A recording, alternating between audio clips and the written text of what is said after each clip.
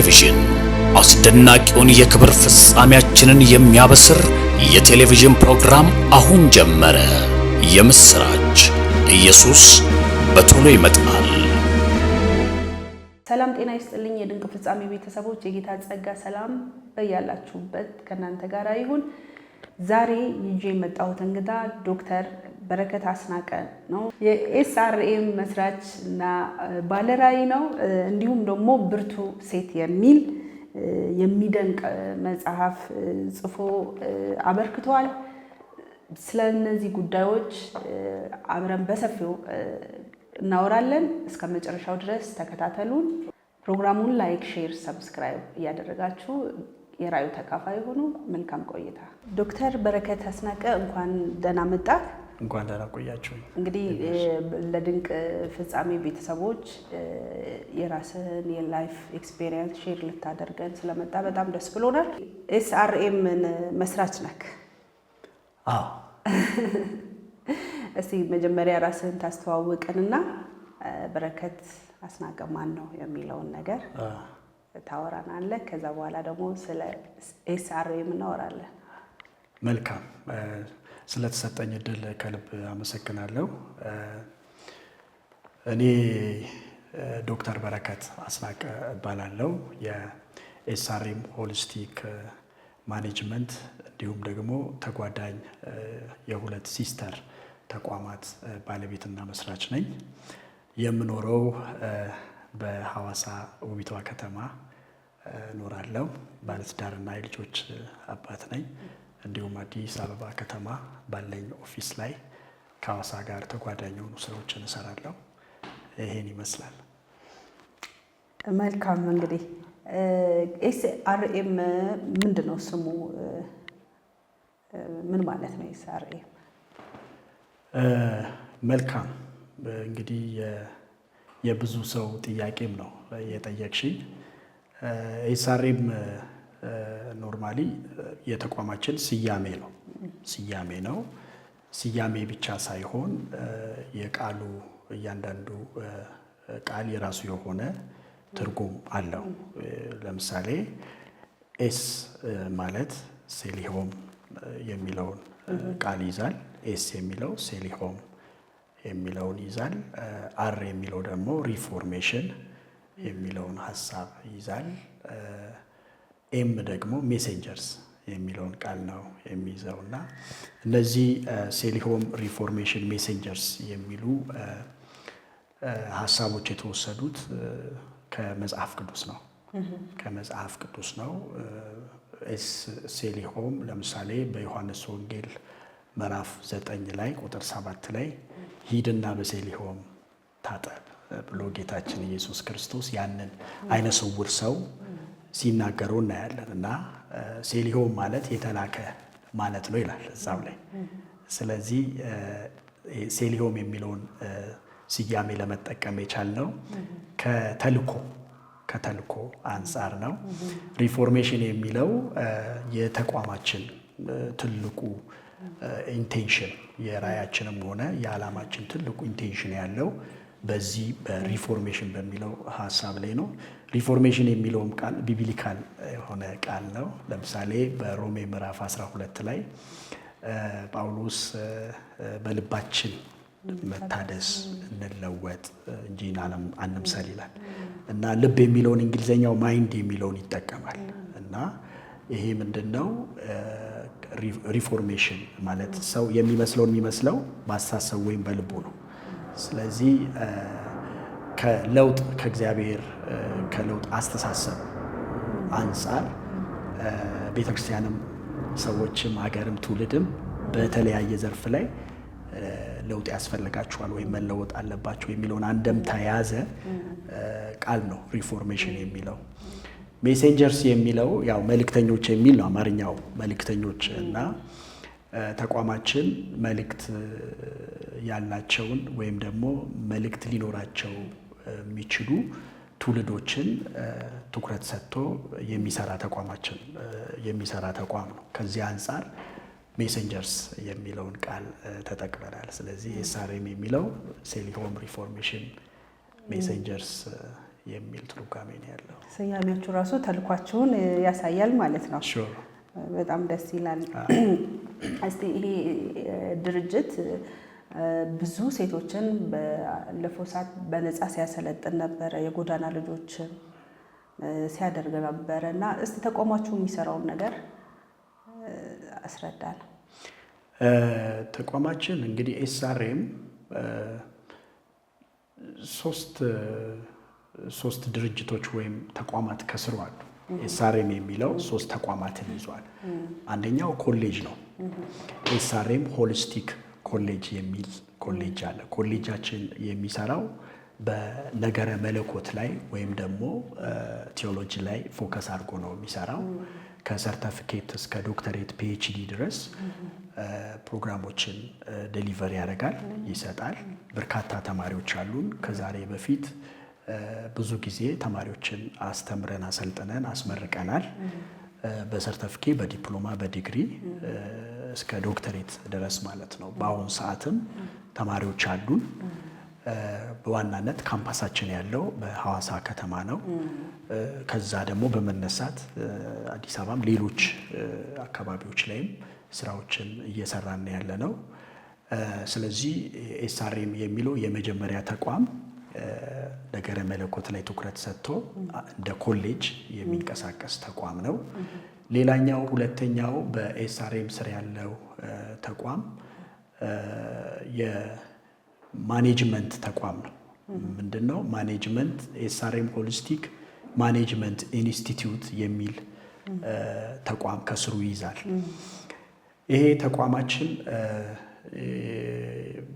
ኖት ኦንሊ ስፒሪቹዋል ወይም ደግሞ መንፈሳዊ ነገር ላይ ብቻ ኢንፌሲስ ሰጥቶ የሚሰራ ተቋም ሳይሆን ሴኩላር ትሬኒንጎችን ዴሊቨር ያደርጋል። ለምሳሌ የማኔጅመንት ኢንስቲትዩት በ3 ዋና ዋና ጉዳዮች ላይ ይሰራል።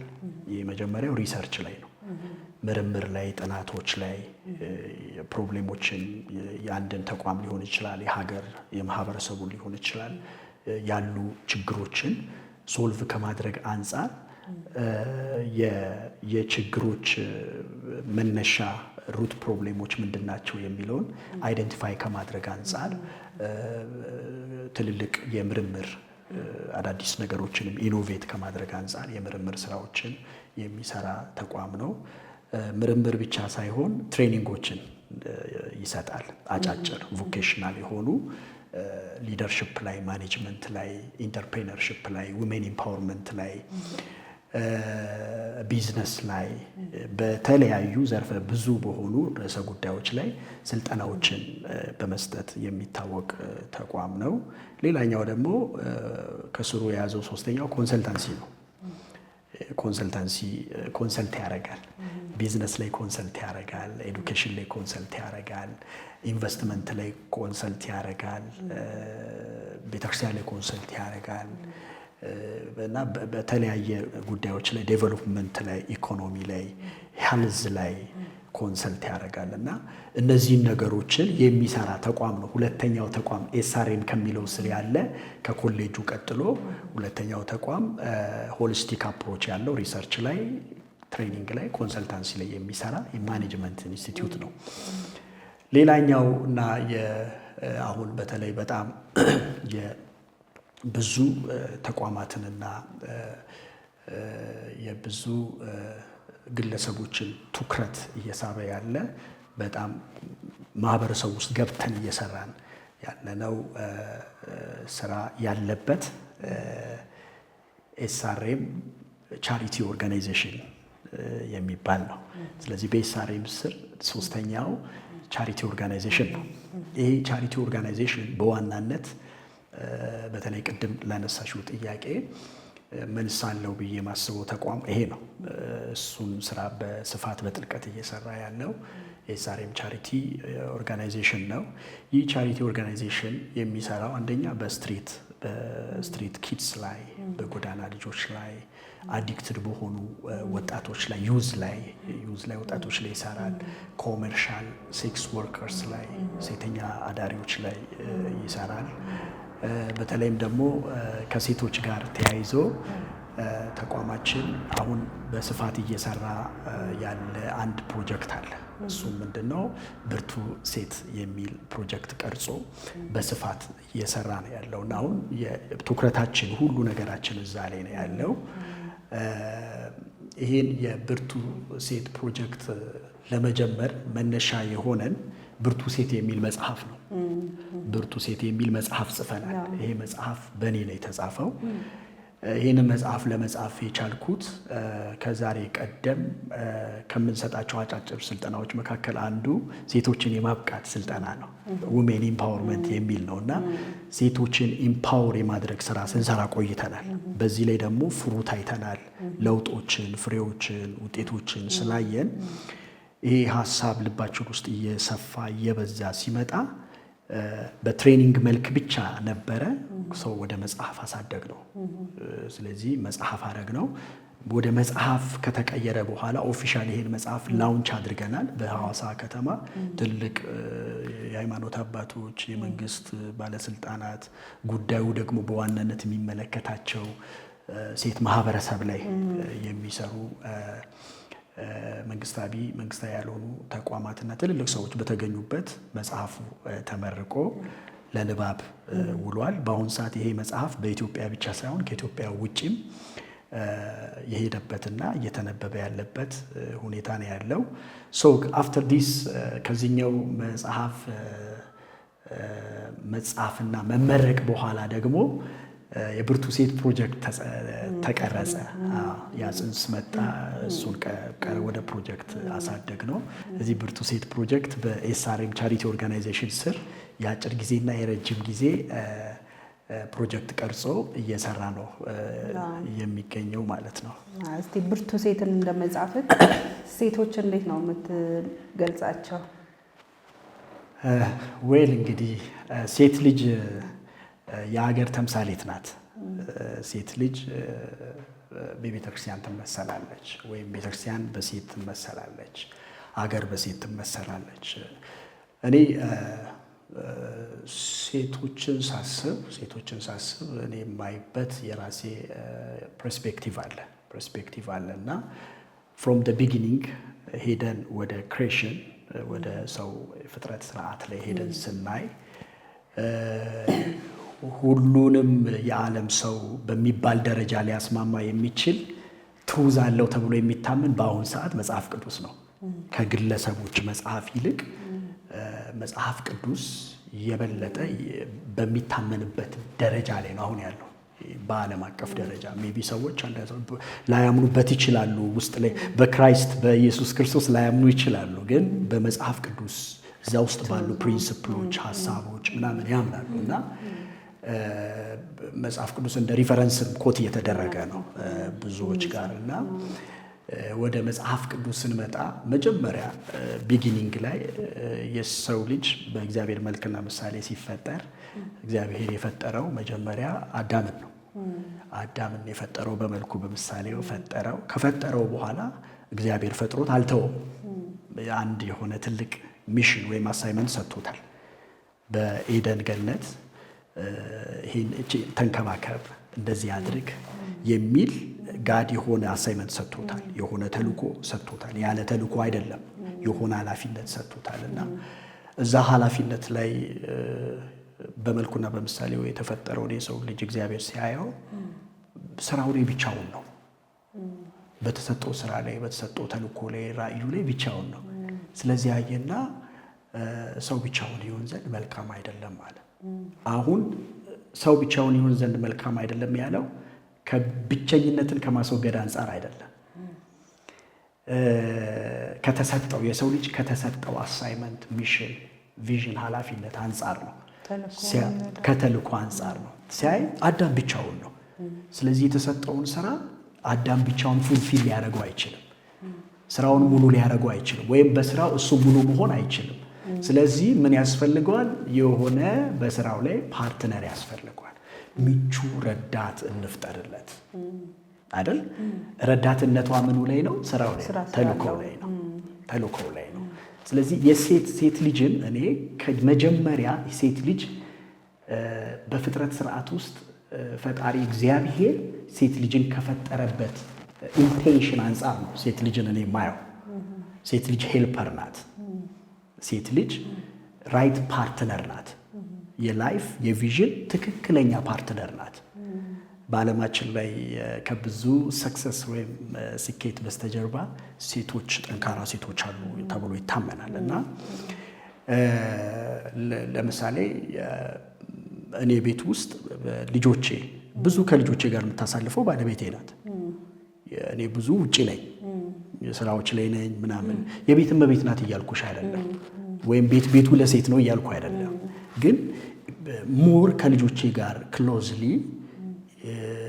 ጊዜ ሰጥታ ምን ብላ የምታሳልፈው ባለቤቴ ናት። ስለዚህ ልጆቼ ከኔ ይልቅ ባለቤቴ ላይ ያለውን ነገር የመካፈል እሷን ኢሚቴት የማድረግ ልጆቼ ላይ የበለጠ ኢንፍሉዌንስ ማድረግ ትችላለች። አየሽ?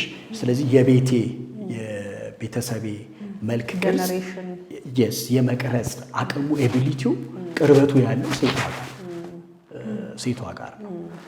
እቺው ሚስቴ ደግሞ ከኔ ይልቅ ሶሻል ላይፍ ላይ ጎበዝ ናት። ሴቶች ይሄን እኔ በተግባቦት ላይ ሶሻል ላይፍ ላይ ማህበራዊ ጉዳዮች ላይ መንፈሳዊ ጉዳዮች ላይ የበለጠ ኢንቮልቭ የማድረግ ቅርብ ናቸው። በብዛት እንደውም ቸርች ውስጥ ከወንድ ይልቅ የሴት ቁጥር ይበዛል ብዙ ጊዜ።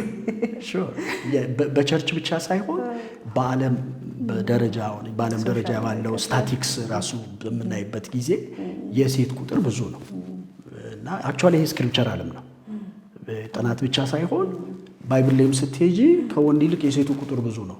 ያው ሴትና ህፃናት ብዙ ጊዜ ስፔሻሊ ብሉይ ኪዳን ላይ ስለማይቆጠሩ ያ ኢንፍሉዌንስ አድርጎብን እንጂ አይቆጠሩም ማለት ቁጥራቸው ትንሽ ነው ማለት አይደለም።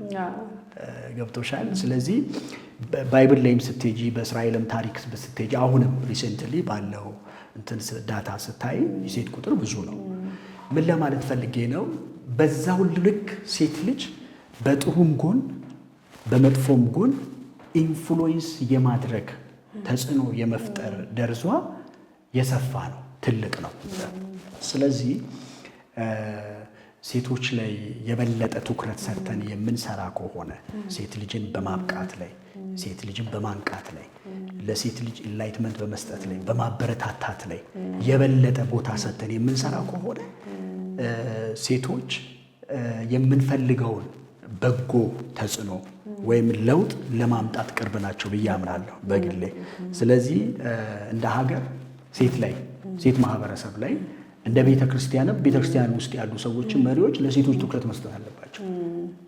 ማለት ይሄ ሴትና ወንድ እኩል ናቸው የሚለው ኮንሴፕት አይደለም። አይ አም ኖት ፌሚኒስት አይደለሁም፣ ግን በሴት አቅም አምናለሁ፣ በሴት ፐርስፔክቲቭ አምናለሁ፣ ሴት ጋር ባለ ስኪል አምናለሁ። ገብቶሻል አይደለም? ካለ ምስቴ እኔ ሙሉ አይደለሁም። ካለ ሴት ማህበረሰብ አገር ሙሉ አይደለችም። የሚፈለገው አይነት ለውጥ ሊመጣ አይችልም። ለዚህ ለሴቶች ቫልዩ መስጠት አለብን። ራሷን የምትቀበል ለራሷ ቦታ ያላትን አንድ ብርቱ የሆነች ሴት ማህበረሰብ መፍጠር አለብን። ከዚህ መነሻነት ነው እንግዲህ ወደዚህ ብርቱ ሴት የሚለውን መጽሐፍ ወደ መጽሐፍ የመጣ ነው። ምን ያህል እውነት እንደሆነ ባላውቅም ምን አንድ ጊዜ ሰምቻለሁ። የክሊንተን ሚስት ሂላሪ ማለት ነው በፊት ከክሊንተን ጋር ከመሆኗ በፊት የነበራት የወንድ ጓደኛ ነዳጅ ማደያ ላይ ፉል ስቴሽን ላይ እየቀዳ ያገኙታል ከረጅም ጊዜ በኋላ ማለት ነውና ይሄ ሰውዬ የኔ የወንድ ጓደኛ ነበር ብላ ክሊንተን ትነግረዋለች ለባለቤቷ፣ ለፕሬዚዳንቱ ማለት ነው። በጣም እድለኛ ነሽ፣ አሁን እሱን ብታገቢ ኖሮ አንድ የነዳጅ ቀጂ ሚስት ነበር የምትሆኙ ሲላት እሱ እኔም ቢያገባ ኖሮ እሱ አሁን ፕሬዚዳንት የሚሆነው እሱ ነበር አለችው። እና ምን ያህል የሴቶችን ቅድም ስታወራ ከአንድ ብርቱ ወንድ ነው ከአንድ ውጤታማ ወንድ ጀርባ አንድ ብርቱ ሴት አለች። እንደዛ የሚል ሰምቼ ነው እሱ ላጋራህ ብዬ ነው። እንግዲህ እውነት ነው። እኔም የምጋራው ሀሳብ ነው። በጣም ደስ ይላል። ሌላ በተመለከተ ኤስአርኤም እንግዲህ አሁን ሰፊ ሆኗል አይደለ? ሐዋሳ ላይ ቤዝ አድርጎ ብራንቹን ደግሞ አዲስ አበባ ላይም አለው። ብዙ ስራ እያሰራችሁ ነው። ማህበረሰቡ ላይ ተጽዕኖ እያመጣችሁ ነው እና እስቲ ይሄ ድርጅት እዚህ ከመድረሱ በፊት እንግዲህ መነሳት መውደቆች ይኖራሉ አይደለ? እና እስቲ ስለሱ ስላካሄዱ እንዴት እዚህ ማለት ላይ ደረስ? ከዚህ ደረጃ ላይ ከመድረስ በፊት ምን አይነት ቻሌንጆች ነበሩ? መቼም እያንዳንዱ ቢዝነስ የራሱ ቻሌንጅ አለው እና ምን አጋጥሞሃል? ይሄ መቼስ ሁሉም ሰው በዚህ ዓለም ላይ ሲኖር ቻሌንጅ አለው እና ያው የቻሌንጁ አይነት ሊለያይ ይችላል። አንቺና እኔ ፌስ የምናደርገው ፕሮብሌም አለ፣ ተግዳሮት አለ። ተግዳሮቱ ግን ከለሩ ይለያያል። የተግዳሮቱ አይነት አመጣጡም ይለያያል። አንቺ በሌላ ቻሌንጅ ስታደርጊ፣ እኔ ደግሞ በሌላ ቻሌንጅ እደረጋለሁ። ምናልባት ለአንቺ በጣም ኢዚ የሆነ ነገር እኔ ጋር ደግሞ በጣም ቻሌንጅ ሊሆን ይችላል።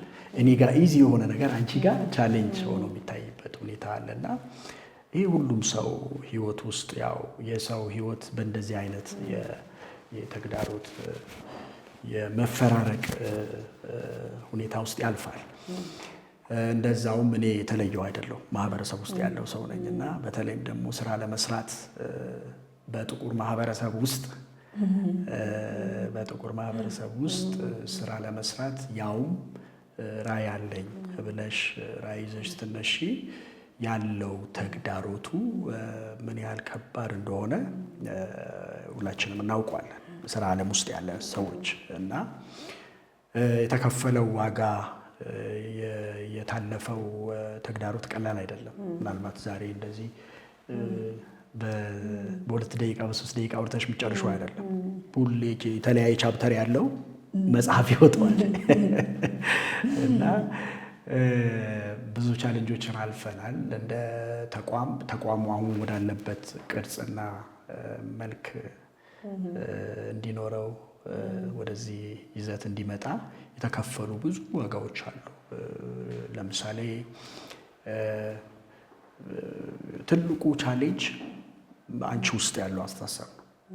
አሁን በሁለት ከፍያ ያቸዋለሁ ቻሌንጆችን በሁለት ከፍያ ያቸዋለሁ። የውስጥ ቻሌንጅ እና የውጭ ኢንተርናል እና ኤክስተርናል ቻሌንጆች አሉ እና እኔ ከኤክስተርናል ተግዳሮት ይልቅ የውስጥ ተግዳሮት በጣም ከባድ ነው። ምክንያቱም ተስፋ መቁረጥ ምልሽ የሰው ልጅ መጀመሪያ ፋይት የሚያደርገው ከራሱ ጋር ነው። መጀመሪያ ጦርነት አንቺ ከሀገር ጋር ከጎረቤት ጋር የምታደርጊው ጦርነት አይደለም፣ ከራስሽ ጋር የምታደርጊው ጦርነት እሱ በጣም ትልቅ ጦርነት ነው እና እንግዲህ በዛ ጦርነት ውስጥ ያንን ኦቨርካም አድርገሽ አሸንፈሽ ዊን ሆነሽ ራስሽን አሸንፈሽ ገባሽ ስትቆሚ የውጭው ደግሞ ተግዳሮት ኢዚ ይሆናል እና የመጀመሪያው የውስጥ የምንለው ተግዳሮት ይሄ ብዙ ጊዜ ራሳችንን ለመቀበል እንቸገራለን። አልችልም፣ እኔ ለዚህ ራዕይ አልበቃም፣ ብቁ አይደለሁም፣ ብላቴና ነኝ። ኤርሚያስ እንዳለው ብላቴና ነኝ ያለው እኮ እድሜውን እኮ አይደለም፣ ስፒችለስ ነኝ ነው፣ ኢማቹሪቲ ያለብኝ ነው፣ እናገር ዘንድ አልችልም ነው፣ ለዚህ ብቁ አይደለሁም ነው አይደለም። ለዚህ ተልቆ ትልቅ ነው፣ ራዕዩ ትልቅ ነው። እኔ ጋር ስትመጪ ግን ለዚህ ብቁ የሆነ ነገር የለኝም። ይሄ የሚያሳየው እኮ ራሱን አለመቀበሉ ነው።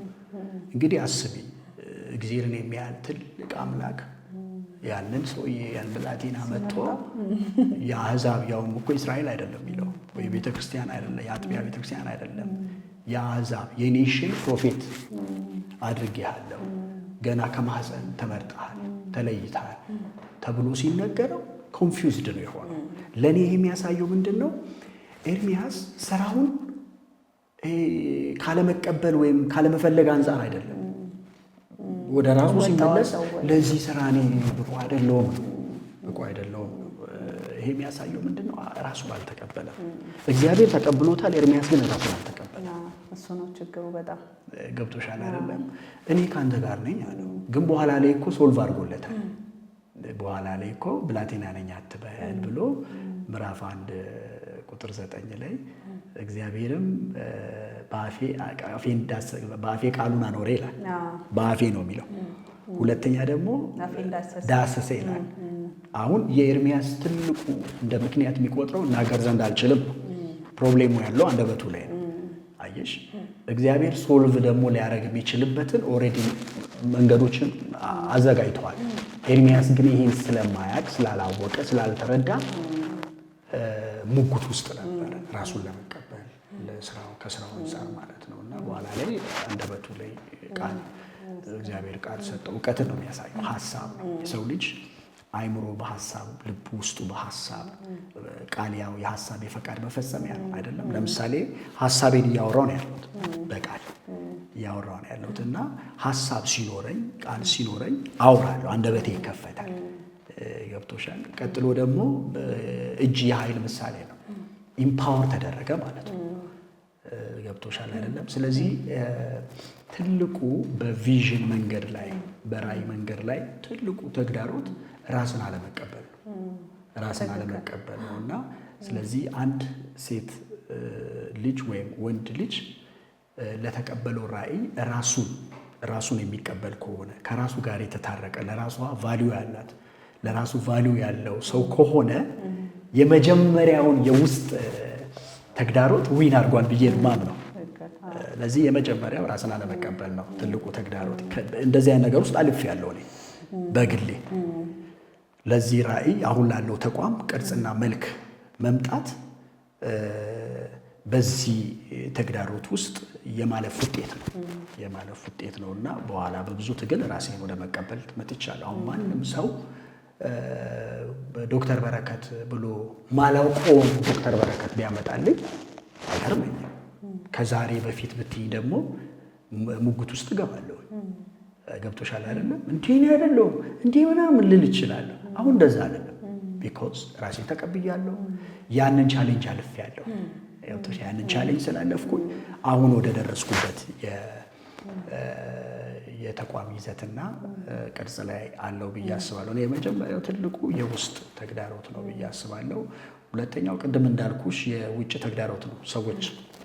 ከሰዎች ወደ አንቺ የሚመጣው ቶት ኔጌቲቭ ቶት አክሴፕት መቀበል እንትና እንደተባለ እንትና የምናውቀው አናጺው ዮሴፍ ልጅ አይነት አመለካከት እና የአይሁድ የእስራኤል አስተሳሰብ በክራይስት ላይ የነበረው አይነት አስተሳሰብ አለ። አሁንም ሴኩላር ዓለም ላይም አለ።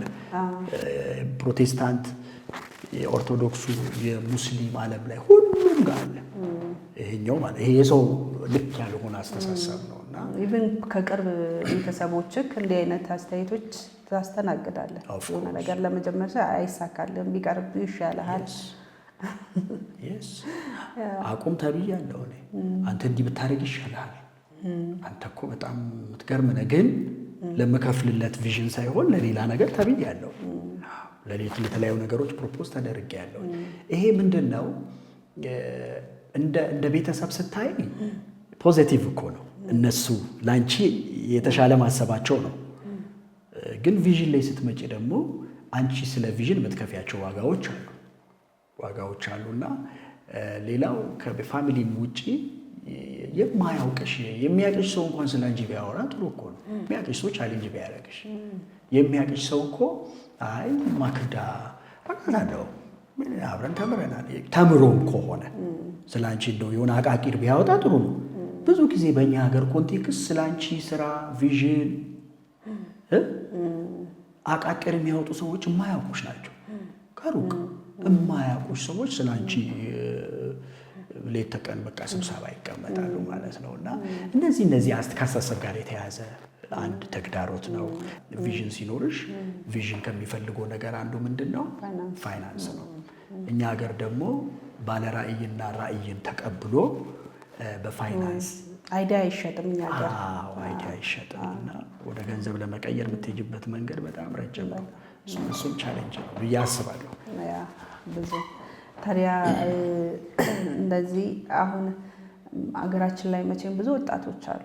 አንተም ወጣት ነህና አልፈክ ተቀጣሪ መሆን ሳይሆን የድርጅት ባለቤት መሆን እና እንዲሁም ደግሞ ምንም ተስፋ ቆርጠው ደግሞ የቀድሞ ይዟቸው አልችልም የሚል ዝም ብለው ቁጭ ብለው የሚውሉ ወጣቶች አሉ ብዙዎች አይደል? እስቲ ምከራቸው። ያ አንደርስታንድ አድርጌያለሁ። እኔ አንዱ በእኛ ተቋም ውስጥ ከምንሰጣቸው ስልጠናዎች መካከል አንዱ ስራ ፈጠራ ነው። ስራ ፈጠራ ስፔሻሊ አንዱ ተቋም የማኔጅመንት ኢንስቲትዩት ትሬኒንግ ከምንሰጣቸው ትሬኒንጎች መካከል አንዱ ኢንተርፕሬነርሺፕ የሚል ነው። ስራ ፈጠራ ነው። እኔ ከሀገር ውስጥም ከሀገር ውጭም ተምሬያለሁ። ከተማርካቸው ትምህርቶች መካከል አንዱ የኢንተርፕሬነርሺፕ ኤዱኬሽን ነው እና እዛ ላይ ኦልሬዲ ጥሩ ግንዛቤ አለኝ ብዬ አስባለሁ። ፕራክቲካሊ ስላየው አስባለሁ እና ከዚህ አንጻር ኢንተርፕሬነርሺፕ ላይ ሲሪየስ የሆነ ስልጠና ነው የምንሰጠው። ስልጠናውን ስንሰጥ አንደርላይን አድርጌ የማወራው መቀጠርን ወይም ተቀጣሪነትን እንዲጠሉ ነው። ተቀጣሪ ከመሆን ቀጣሪ መሆን ይሻላል አይደል እንዴ? ቀጣሪ ስትሆኝ እኮ በሌላ ጎኑ እኮ ለብዙ ሰዎች የስራ እድል ከራስ አልፎ ከራስሽ እንጀራ ዴሊ ብሬድ አልፎ ለሌሎች መትረፍ ነው። የኢንተርፕሬነርሺፕ እኮ አስተሳሰብ አየሽ ወደ ራስሽ እንድትመለሽ ያደርግሻል። አቅምሽን አይዴንቲፋይ አድርገሽ ያለሽን ነገር ኢኖቬተር ሆነሽ በሀሳብ ገበያ ላይ ወጥተሽ ሀሳብን ወደ ገንዘብ ወደ ስራ እንድትቀይሪ የሚያደርግሽ እውነት ነው ይሄ ኢንተርፕሬነርሺፕ ማለት ነው። እና እኔ አድቫይዝ የማደርጋቸው በኔ ባችም ከኔም የኔ ታናናሾችም በኔ ባችም ውስጥ ያሉ ወጣቶች ይቻላል የካምፓኒ ባለቤት መሆን ይቻላል። የራስ ተቋም ባለቤት መሆን ይቻላል። ስራ መስራት ይቻላል።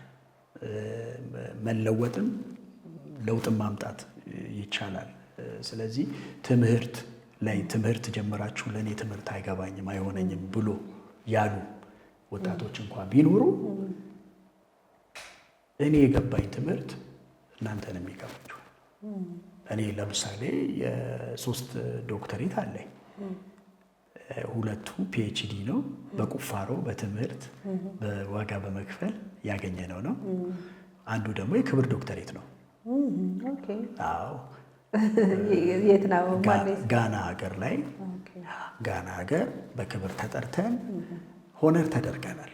የክብር ዶክተሬት ነው እና ይሄም የተሰጠን በምንሰራው ስራ ታይቶ ክሮስ ቼክ አድርጎ ምን ብሎ ምናምን መበረታታት አለበት ብሎ ሆነር አድርገውኛል። እና እንግዲህ ከሀገር አልፎ ወደ ሌላ ሀገር ስራችን ሂዶ ታይቶ ሆነር ከተደረግን እኔ ከዜሮ ካፒታል ነው የጀመርኩት። ከዜሮ በቃ እግዚአብሔርን በመታመን ራሴን ተቀብዬ እኔ ውስጥ ያለ ቪዥን ትውልድ የሚጠቅም ነው የሚል አንድምታ ይዤ በቆራጥነት ነው የተነሳሁት።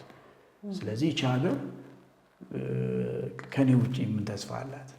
ለሀገር ተስፋ ነኝ። ቪዥን ያላቸው እንደኔ ቪዥን ያላቸው ሰዎች አንቺ እኮ ይህንን ስራ ስትሰሪ ለሆነ ማህበረሰብ እኮ ትልቅ ለምሳሌ እኔ የማወራውን ነገር ሌላው ማህበረሰብ ይሰማል አይደለም እንዴ? እንዲህም ይቻላል እንዴ ይላል። ለዚህ ምክንያት ሆነሻል። ይሄ ትልቅ ስራ ነው። ብሪጅ ሆነሻል። ትልቅ ስራ ነው። ሌላውም ደግሞ በሌላ መልክ ነገሮችን ራን እያደረገ ማህበረሰብን ሌሎችን ከመጥቀም የሀገርንም ቅርጽ ከማስተካከል አንጻር ኃላፊነቱና ግዴታውን ለመወጣት ኢንተርፕሬነር መሆን ይቻላል፣ ስራ ፈጣሪ መሆን ይቻላል የሚለውን ነገር ለማለት ፈልጌ ነው። እንደው የኛና የነጮቹ ልዩነት እኛ ስለ ጠቅላላ አፍሪካኖችም ማለት ነው ከችግር ጋር መላመድ እንወዳለን። ለችግር መፍትሄ መስጠት ሳይሆን ከችግሩ ጋር መላመድ።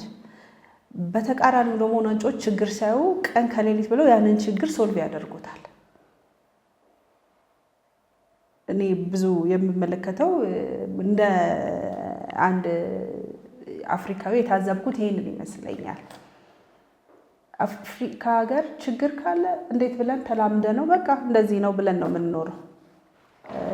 የሆነ ወይ ከላይ እግዚአብሔር መጥቶ ያን ነገር ሶልቭ ካላደረገ ሶሉሽን አንሰጠውም። እኛ በራሳችን ትኩረት ሰጥተን ለነገሩ እንደ ሀገር እንደ መንግስት ሪሰርች ተደርጎበት ችግሩ ማለት ነው ምንድነው መፍትሄው ብለን አንሰራበት። ወይም ደግሞ መፍትሄ ያለን ብለው የሚመጡትም ኢንተርፕረነሮችን መንግስት አይደግፍም። ፋይናንስ ይፈልጋል አይደል? ያን ምንም ነገር አይደል? አሁን መብራት ባይኖር መብራት ለመፍጠር ፋይናንስ ይፈልጋል አይደል? ጥናት ይፈልጋል። ሰውየው ጊዜውን ሰጥቶ ትኩረት ሰጥቶ ለዛ ነገር መፍትሄ መፈለግ አለበት። በዛ ሰዓት መብላት አለበት፣ አኮሞዴሽን ያስፈልጋል፣ የተለያዩ ፋሲሊቲዎች ያስፈልጉታል አይደል? ለእንደዚህ አይነት ሰዎች እኛ ምንም ትኩረት አንሰጥም እንደ መንግስትም ማለት ነው። አሁን ከተጀመረ አላውቅም እንጂ ሌላው ሀገር ደግሞ ሀሳቢዎች ብቻ ተብለው የሚቀመጡ አሉ። ለማሰብ ብቻ ስራቸው ማሰብ ብቻ ነፃ ኢንቫይሮንመንት ተሰጥቷቸው አስበው አዲስ ነገር መፍጠር ነው ስራቸው። ሌላ ነገር ስራ የላቸውም እና ለሀሳብ የሰጠነው ዝቅተኛ አመለካከት ቦታ ነው ለዚህ ያበቃን ብዬ እላለሁ። አፍሪካኖች እያንዳንዱ ነገር የሚመጣልን ከነጮቹ ነው አይደል? እያንዳንዱ የምንነዳው መኪና አይደል? የምንጠቀመው መብራት ኤቭሪቲንግ የተፈጠረው ከነሱ ነው። ለምንድን ነው አፍሪካኖች መፍጠር ማንችለው? ከኛ የተፈጠረ ነገር ወደ ሌላው ዓለም አዲስ ነገር አሁን እንኳን በቅርብ ቻይና እንግዲህ የስንት ዓመት ጉዞ ነው በእኛ እድሜ ነው አይደለ? በጣም ደሃ የነበረች ሀገር ናት። ዛሬ ላይ ግን አስፈሪ ገናና ሀገር ሆናለች። ለምን? በስራ ስለሚያምኑ ስለተመቻቸላቸው ብዬ አስባለሁ። ይሄ ነገር መለወጥ የለበትም ብለህ ታስባለህ? እንደ አፍሪካ እንደ ሀገር ጥሩ ጥያቄ ነው። በጣም ትኩረት የሚስብ ምናልባት ብዙዎችን የሚመለከት የብዙሃን ጥያቄ ይመስለኛል እና ኢንሾርት ይሄ መተው መለወጥ መቀየር ያለበት አስተሳሰብ ነው እና ሊበረታታ የሚገባ ወይም ደግሞ እንደ ኖርም ቆጥረ ነው ቅድም እንዳልሽው ለመልመድ እየለመድ ነው ምንተው ጉዳይ አይደለም። ማቆም አለብን። ልክ አይደለም።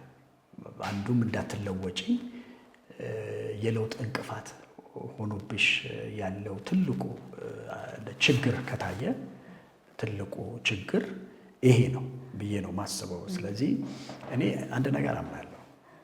የትኛውም ጾታ ሳይለይ፣ ጎሳ፣ ብሔር ሳይለይ የትኛውም የሰው ልጅ መለወጥ ይችላል፣ መለወጥም ይችላል የሚል አቋም አለኝ።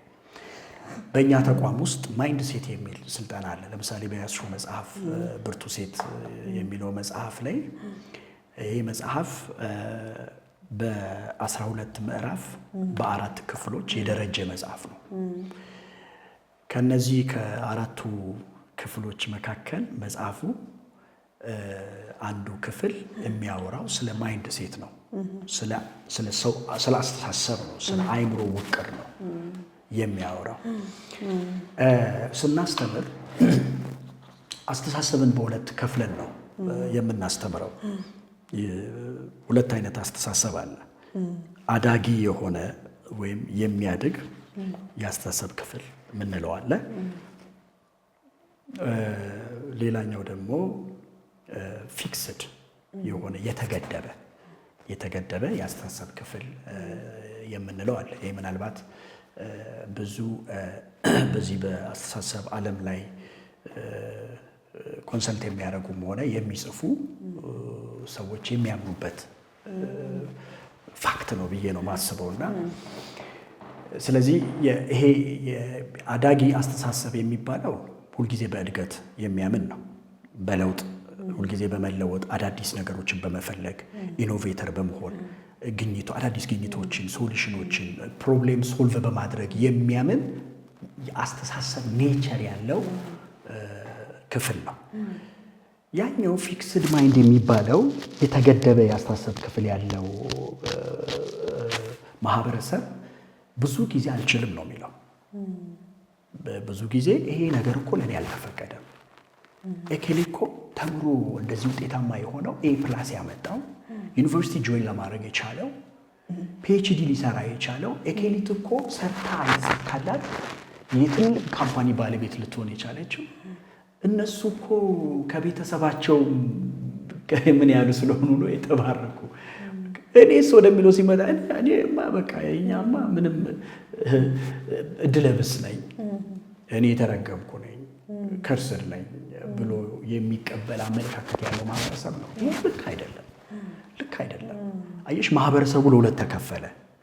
እድገትን ይፈልጋል፣ መለወጥን የሚፈልግ ሌት ተቀን የሚተጋ አዳዲስ ነገሮችን ለማምጣት የሚቆፍር የሚያነብ የሚጽፍ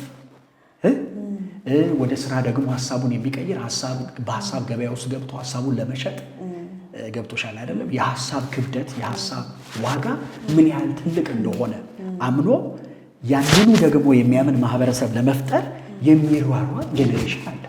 ይሄ ጄኔሬሽን አዳጊ አስተሳሰብ ያለው ግሮዝ ማይንድ ሴት ያለው ገብቶሻል። ሌላኛው ደግሞ ፊክስድ ማይንድ ይዞ በቃ እኔ እቺ ትበቃኛለች፣ እንደው የቤት ክራይ ካገኘው ልጆቼን ማሳደግ ከቻልኩኝ እንዴ እቺ አንድ ከረባት ካለችኝ በቂ ናት፣ እቺ በቂ ናት፣ እንዴ ከባረከልኝ በቂ ነው የሚል አይነት እይታና አመለካከት ያለው ማህበረሰብ አለ። which is wrong።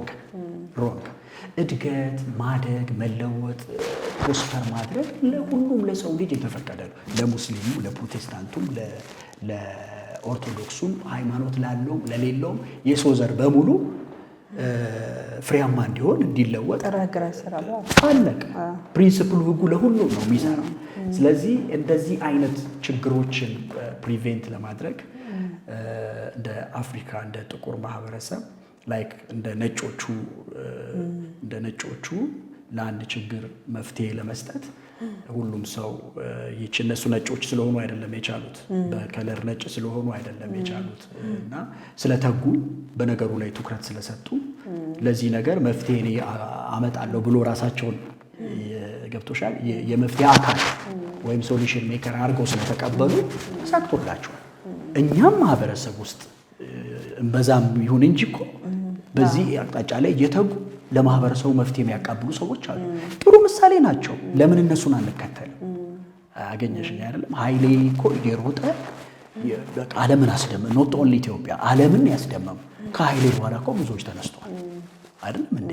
ስለዚህ ጥሩ ሞዴል ኤግዛምፕለር ላይፍ ቢዝነስ ላይ፣ ፋሚሊ ላይ፣ ፖለቲካው ዓለም ላይ፣ ኢኮኖሚው ላይ በተለያየ ዘርፍ ላይ ጥሩ ምሳሌ ሊሆኑ የሚችሉ ተጽዕኖ ፈጣሪ ሰዎች አሉ። እነሱን እያየን እኛም ከዚህ አይቻልም ከሆነ ከተገደበ ያስተሳሰብ ክፍል እየወጣን ወደ አዳጊ መምጣት አለብን የሚል አስተያየት ነው ያለኝ። እግዚአብሔር ይርዳንና እንግዲህ ሜድን ኢትዮጵያ የሚባሉ ብዙ ነገሮች እንዲኖረን ምኞቴ ነው። እንደዚህ ጋም ያኮራሃል። ስለዚህ ዶክተር በረከት አስናቀ ቪዥኑን እየኖረ ነው። በጣም ደስተኛ ነህ? በደንብ። የምትጸጸትበት ነገር ይሄን ብሰራው የምትለው ነገር የለህ? ወደፊትም አልጸጸትም። I'm very happy with my vision. I'm very happy። ስለዚህ የህይወት መርህ ምንድነው? እስቲ ንገረን። የኔ የህይወቴ ትልቁ መርህ መጽሐፍ ቅዱስ ነው፣ የእግዚአብሔር ቃል ነው።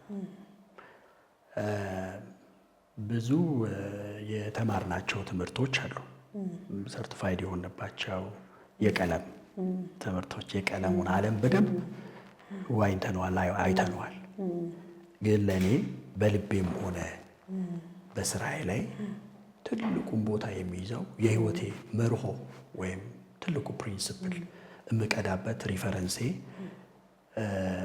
ስክሪፕቸር ነው ብዬ ነው ማምነው።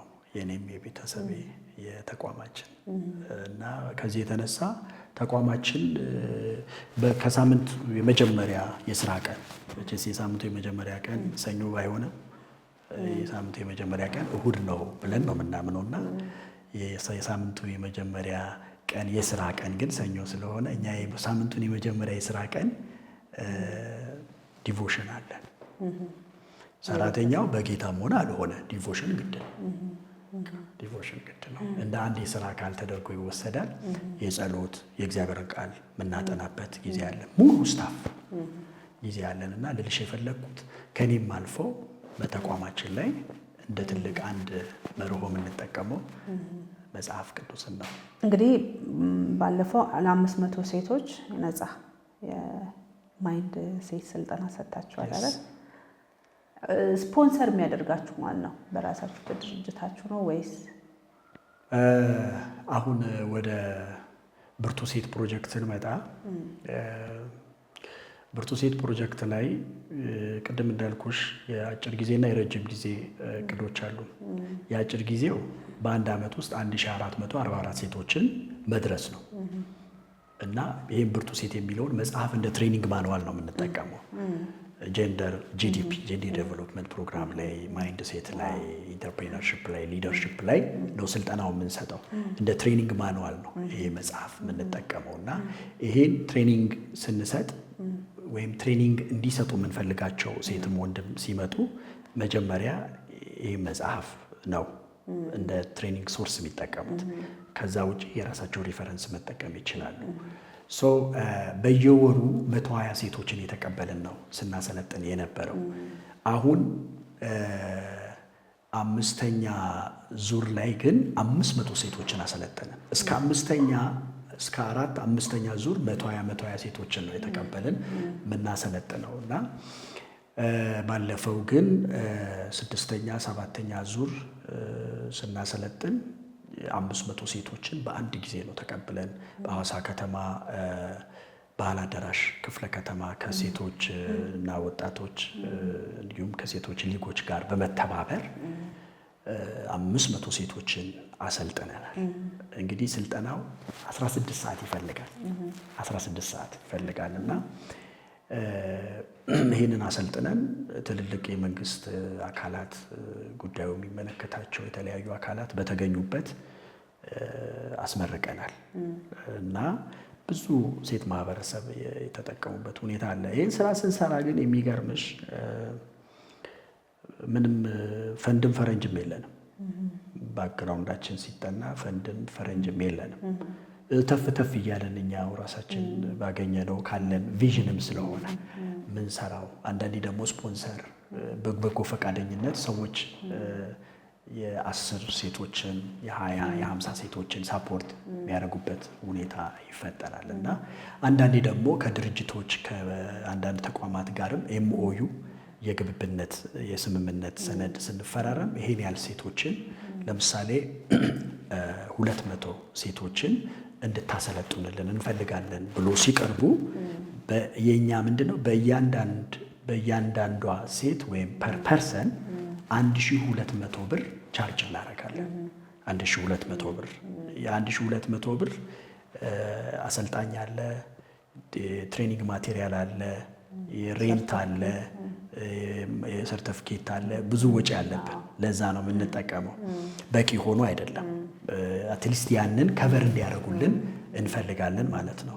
አሁን ለምሳሌ የአንድ ዓመት 1442 ሴቶችን ለማሰልጠን ስናስብ እውነት ለመናገር እነዚህ ሴቶችን ለመድረስ የሚያስፈልገን የነበረው በጀት 12 ሚሊዮን ብር ነው። ብሩ የለንምና ብሩን ስላላገኘን አንሰራም ብለን አልተቀመጥንም። አየሽ፣ ቪዥን ሲሆን አትቀመጭም። ከብር አትጀምሪም፣ ከቪዥን ነው አይደለም?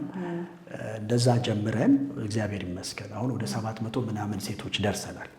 የሚቀሩን አሁን ግማሽ 700 ምናምን ነው። እሱንም ከሐዋሳ ከተማ ሴቶች እና ወጣቶች ህፃናት ጽሕፈት ቢሮ መምሪያ ጋር በመሆን ኦልሬዲ ስልጠና ውስጥ ለመግባት ዝግጅት ላይ ያለ ነው። በዚህ አጋጣሚ ምናልባት በዚህ ውመን ኢምፓወርመንት ላይ ሴቶች ላይ የመስራት ሀሳቡ ያላቸው በፋይናንስም በእውቀትም በተለያዩ ነገሮች አብሮን ጆይን አድርጎ መስራት የሚፈልጉ ሰዎች ካሉ እድሉን እንዲጠቀሙ ማሳሰብ እፈልጋለሁኝ። የ5 ዓመቱ የሚገርምሽ በ5 ዓመት ውስጥ 100,000 ሴቶችን ነው ኢምፓወር ለማድረግ ያቀርነው። 100,000 ሴቶችን በ5 ዓመት ውስጥ። ይሄኛው የ1 ዓመት ነው፣ እየጨረስን ነው። ከተወሰነ ከ1 ወር ከ2 ወር በኋላ ወደ 5 ዓመት እቅድ እንገባለን።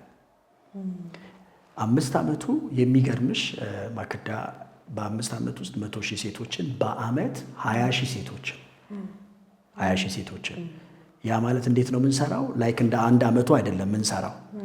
በአመት በየ3 ወሩ በአመት 4 ጊዜ በየ3 ወሩ 5,000 ሴቶችን ይሄ ላይክ የተወሰነ አካባቢ የሐዋሳን ማህበረሰብ ሲዳማ ክልል ወይም ደቡብ ክልል ኦር የሆነ ኦሮሚያ ክልል ሰሜን ብቻ ሳይሆን በመላው በኢትዮጵያ ደረጃ ያሉ ሴት ማህበረሰቦች እነሱን ለማንቃትና ለማበረታታት በየ3 ወሩ 5,000 ሴቶችን እየተቀበልን እናሰለጥናለን።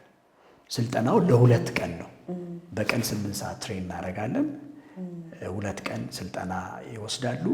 ስለዚህ የትም ቦታ ላይ ያሉ ባዘጋጀነው ቦታ ሐዋሳ ከተማ ላይ ትሬኒንጉን የሚወስዱበትን ዳይሬክሽን ነው ኦልሬዲ ሲስተሙን ዘርግተናል።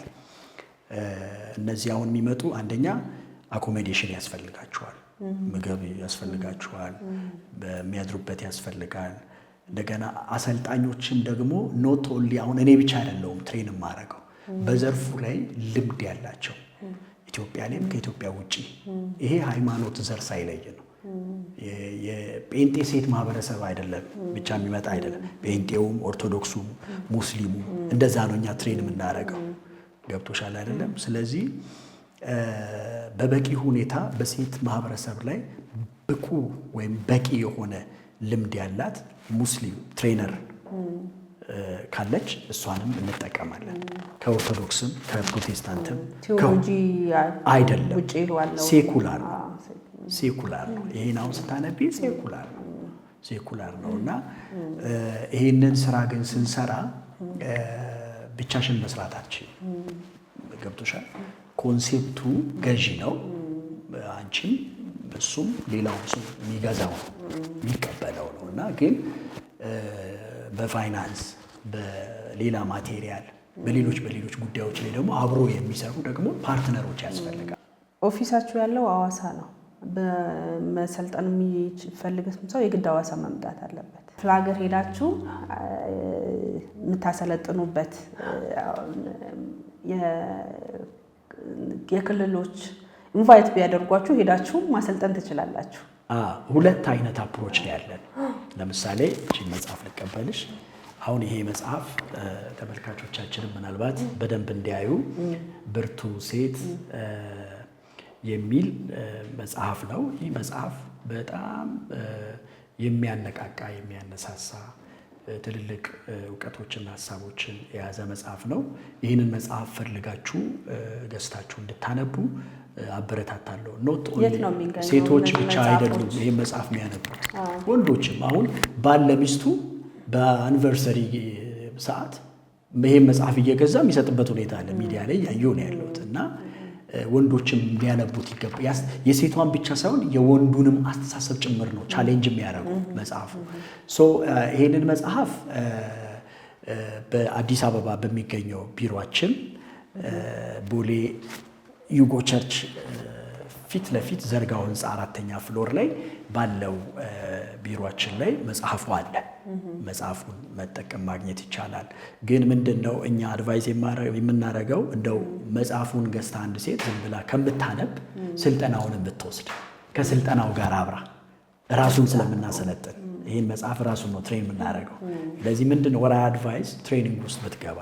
አድራሻችሁን እስቲ ለትሬኒንጉ ስልካችሁን። ትሬኒንግ አሁን ቅድም ላልሽው 2 አይነት አፕሮች ነው ያለን። አንደኛው እኛ በምናዘጋጀው ሴንተር ላይ ሰዎች መጥተው ይሰለጥናሉ፣ ሴቶች መጥተው ይሰለጥናሉ። የትሬኒንግ ሴንተሩን እንደየ አስፈላጊነቱ እንመርጣለን። አሁን ለመጀመሪያ ጊዜ አሁን የመረጥነው 5000 ሴቶችን ለማሰልጠን ሐዋሳ ላይ ነው እንጠራለን። ሐዋሳ ላይ ነው እናሰለጥነው። ኔክስት ደግሞ ሐዋሳ ላይሆን ይችላል፣ አርባ ምንጭ ሊሆን ይችላል፣ አዲስ አበባ ሊሆን ይችላል፣ ገብቶሻል፣ ባህር ዳር ሊሆን ይችላል፣ ድሬዳዋ ሊሆን ይችላል፣ የሆነ ሀገር ሊሆን ይችላል። ምክንያቱም ትሬኒንጉ ለተወሰኑ አካባቢዎች ብቻ አይደለም፣ ናሽናል ነው፣ ብሔራዊ አገር አቀፍ የሆነ ስልጠና ስለሆነ በዛ መልኩ ነው። ለምሳሌ አርባ ምንጭ ከተማ ቀጥሎ የምናደርግ ከሆነ ከአርባ ምንጭ ከተማና አስተዳደር በተለይ ከሴቶች እንዲሁም ደግሞ እዛ ከተማ እዛ አካባቢ ካሉ ሴቶች ላይ ከሚሰሩ ኤንጂኦዎች፣ ተቋማት፣ የተለያዩ ተቋማት ጋር አንድ ላይ በመሆን ነው። እነሱ ከተባበሩን አብሮን ለዝግጅቱ ከተባበሩን ስፖንሰር የሚያደርጉ ከሆነ ቦታ የሚያዘጋጁልን ከሆነ ቀጣዩን ስልጠና እዛ ልንሰጥ እንችላለን። አዲስ አበባም እንደዛ በዚህ መልኩ ነው ያሰብነው። የመጀመሪያው አፕሮች ይሄ ነው። ወደ እኛ ወዳዘጋጀነው ስልጠና ሴንተር እየመጡ የሚወስዱበት ሁኔታ። ሌላው ደግሞ ለምሳሌ አንቺ ተቋም ላይ በዚህ ኤሪያ ላይ ስልጠና እንድሰጥ ከፈለግሽ ወደ አንቺ መጥቼ ወደ እኔ መምጣት አይጠበቅብሽም። አንቺ ወዳለሽበት እንጂ ትሬኒንግ የምሰጥበት እንደዚህ 5፣ 10፣ 20፣ 50፣ 100 የሚሆን ባለን የስምምነት እንትን መሰረት መተን ስልጠና የምንሰጥበት ሁኔታ ነው ያለው።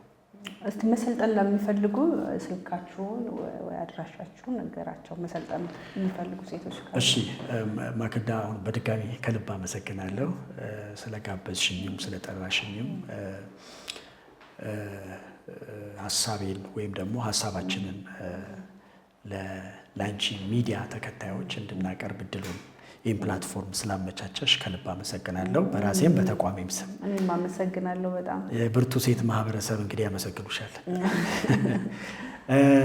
ምናልባት ይህንን ስልጠና የብርቱ ሴት ፕሮጀክት ስልጠና መውሰድ ለምትፈልጉ በኢትዮጵያ በገጠር በከተማ በተለያየ ስፍራ ላይ ያላችሁ ይህንን ቪዲዮ ወይም ደግሞ ይህንን ሚዲያ ለምትከታተሉ ሰዎች ዋናው የስልጠናው ማዕከላችን ሐዋሳ ነው። ቀጥሎ ደግሞ አዲስ አበባ ነው።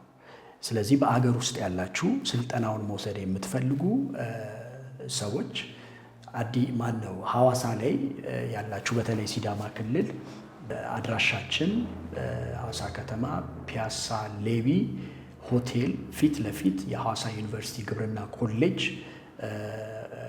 ባለበት ግቢ ትልቁ ህንፃ ላይ ኤስአርኤም ሆሊስቲክ ማኔጅመንት ኢንስቲትዩት የሚል ህንፃ አለ። እዛ ብትመጡ ቢሮ ቁጥር 103 ላይ መታችሁ መመዝገብ ትችላላችሁ።